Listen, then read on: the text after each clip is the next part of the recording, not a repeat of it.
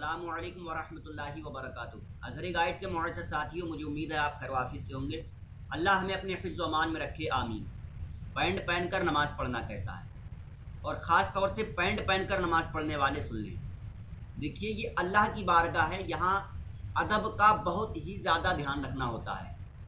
अल्लाह के रसूल ने देखा, मस्जिद नबवी में एक शख्स नमाज़ पढ़ रहे थे और उनका सीना थोड़ा उठा हुआ था, नियत बांध के खड़े थे और सीना थोड़ा ऊपर को उठा हुआ था, नमाज़ पढ़ रहे थे। अल्लाह के रसूल ने उनको जो है नमाज से बाहर कर दिया। क्यों? क्योंकि ये अल्लाह की बारगाह है। फरमाया तुम्हें इसका लिहाज नहीं कि ये अल्लाह की बारगाह है और यहाँ किस तरह से खड़े हो। यानी कि अल्लाह की बारगाह में अदब का बहुत ज़्यादा ध्यान रखना होता है, और पैंट जो होती है वो टाइट होती है, अज्जा ज़ाहिर होते हैं, और अल्लाह की बारगाह में इस तरह से नमाज़ पढ़ना ये अच्छा तरीका नहीं है। और सुनिए, हालांकि पैंट पहन के नमाज हो जाएगी और ये पढ़ना जो है जायज़ है, लेकिन तरीका अच्छा नहीं है। और या एक मसला और ध्यान में रखें, अगर पैंट पहन कर का नमाज पढ़ भी रहे हैं तब वो टखनों से नीचे ना हो, ये मकरूह है। चाहे वो पाजामा हो चाहे पैंट हो, वो टखनों से नीचे ना हो। उसको आप फोल्ड कर लीजिए, और फोल्ड करने का तरीका भी यह है कि लाइट चली गई, फिलहाल मैं अपनी बात पूरी कर दूं।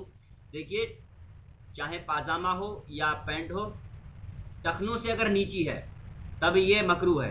तो उसका तरीका ये है कि उसको फोल्ड कर लीजिए, नीचे के लिए फोल्ड कीजिए, उसको नीचे के लिए लौट लीजिए, ऊपर के लिए लौटना ये मकरूह है।